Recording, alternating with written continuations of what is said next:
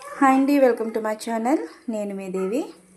ఎలా ఉన్నారండి? అందరూ బాగున్నారా? నేనైతే బాగున్నాను. మీరు ఎలా ఉన్నారన్నది నాకైతే కామెంట్ చేయండి. ఈరోజు చేపల కూర చేస్తున్నానండి. గొరసలు అంటారు కదా, అవి చాలా టేస్టీగా ఉంటాయండి. మా ఇంట్లో పిల్లలకి చేపల కూర అంటే చాలా ఇష్టం. చాలా సింపుల్గా చేస్తున్నాను.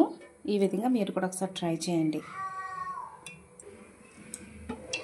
ఆయిల్ హీట్ అయిందండి.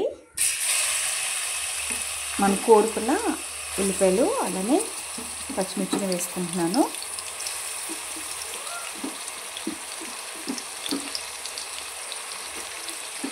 ఆనియన్స్ని కట్ చేసుకుని ముక్కల కింద కట్ చేసుకునేదానికన్నా ఇలా కోరుకుంటేనే బాగుంటుంది.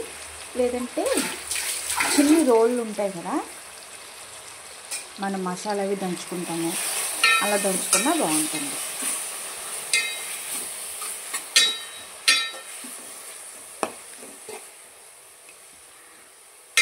ఒకసారి బాగా కలుపుకొని ఒక 10 నిమిషాలు మూత పెట్టేసి మగ్గనిచ్చుకోవాలి. ఇంకో పక్క మసాలా ఆడదామండి. మసాలా ప్రిపేర్ చేసుకోవడానికి వెల్లుల్లిపాయలు అలాగే జీలకర్ర 2 స్పూన్లు వేసుకున్నాను. ఏమీ లేదండి, చాలా సింపుల్. వెల్లుల్లిపాయలు, జీలకర్ర అంతే. దాంతోపాటు 1 స్పూన్ గసగసాలు. ఇప్పుడు ఈ మూడింటిని మెత్తగా పేస్ట్ చేసుకోవాలండి. ఆనియన్స్ బాగా ఫ్రై అయినాయండి, బాగా మగ్గాయి. ఇప్పుడు టమాటాను కూడా ఆ విధంగానే కోరుకోవాలి. ఇది కూడా వేసుకొని ఒక 5 నిమిషాలు మూత పెట్టేసి మగ్గనిచ్చుకుంటే టమాటా కూడా బాగా పేస్ట్ అయిపోతుంది. ఆల్రెడీ మనం బాగా పేస్ట్ చేసాం కాబట్టి పచ్చివాసన మీద పోతుందండి. చాలా బాగుంటుంది రెసిపీ. మీరు కూడా ట్రై చేయండి. ఈ చేపలు మీకు దొరికితే లేదో కామెంట్ చేయండి. టేస్ట్ అయితే చాలా బాగుంటుంది. ఇలా మగ్గుతున్నప్పుడు పసుపు వేసుకుంటున్నానండి.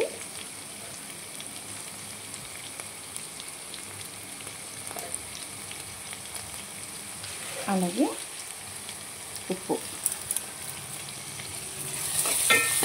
ఉప్పు చూసుకుని వేసుకోవాలి. ఎందుకంటే ఒకసారి వేయడానికి ట్రై చేయండి. చేప ముక్కలు వేసిన తర్వాత మళ్ళీ వేయడం వల్ల చేప ముక్కలు అయితే విడిపోతాయి. కాబట్టి పులుపు వేసిన తర్వాత ఒకసారి టేస్ట్ అయితే చూసుకొని వేసేసుకోండి.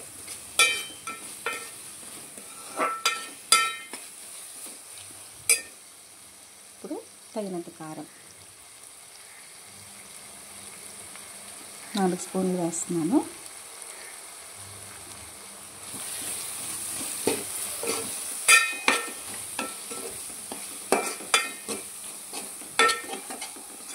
అసలు అడుగు పట్టనివ్వకండి. మీడియం ఫ్లేమ్లో పెట్టుకుని ఫ్రై చేసుకోవాలి.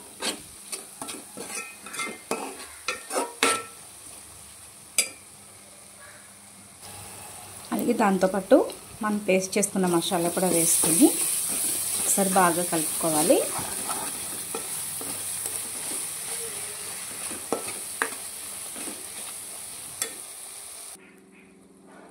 ఇప్పుడు దీనిలోకి చింతపండు పులుపు అయితే వేసుకుంటున్నానండి.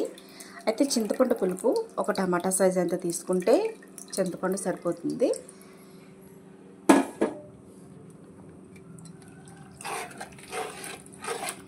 నేను పెట్టేది గ్రేవీ అండి, సో కాబట్టి వాటర్ తక్కువగానే వేసుకుంటాను.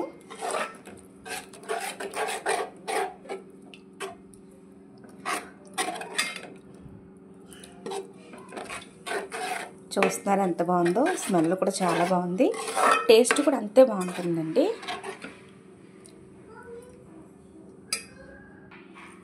ఇప్పుడు చేప ముక్కలు వేసేసుకోవాలి.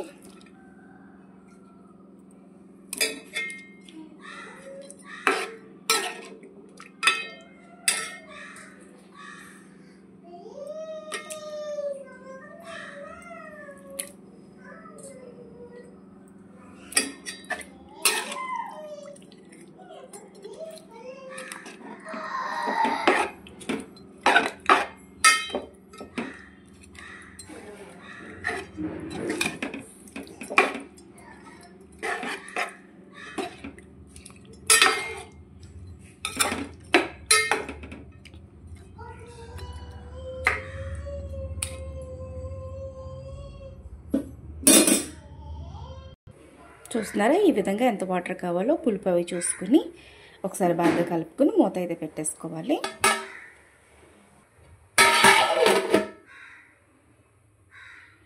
మీడియం ఫ్లేమ్లో పెట్టి మాత్రమే కుక్ చేసుకోండి. చేపల కూర అప్పుడు మంచి టేస్ట్ ఉంటుంది. ఈ విధంగా బబుల్స్ వస్తున్నప్పుడు కొత్తిమీర సన్నగా తరుక్కుని వేసుకుంటే చాలా బాగుంటుంది.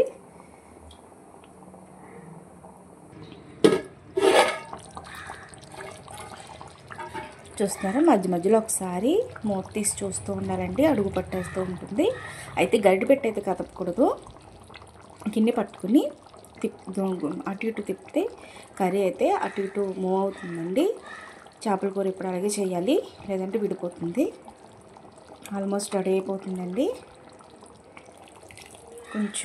ఇంకా కొంచెం దగ్గరగా అయితే అయిపోయినట్లే. ఇంకొక 10 నిమిషాలు మగ్గించుకుంటే కర్రీ రెడీ అయిపోతుంది. కర్రీ అయితే అయిపోయిందండి. చూస్తున్నారా, ఆయిల్ అయితే సెపరేట్ అయిపోయింది. చాలా అంటే చాలా బాగుంటుందండి. మీరు కూడా ఒకసారి ట్రై చేయండి.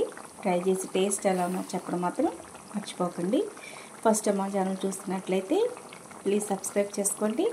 మరిన్ని వీడియోస్ కోసం మన ఛానల్ ఫాలో అవ్వండి. మీ ఫ్రెండ్స్కి, రిలేటివ్స్కి షేర్ చేయండి.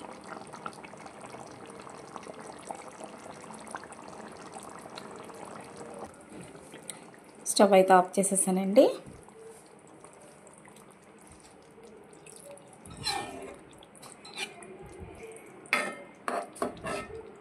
చాలా బాగుంటుందండి.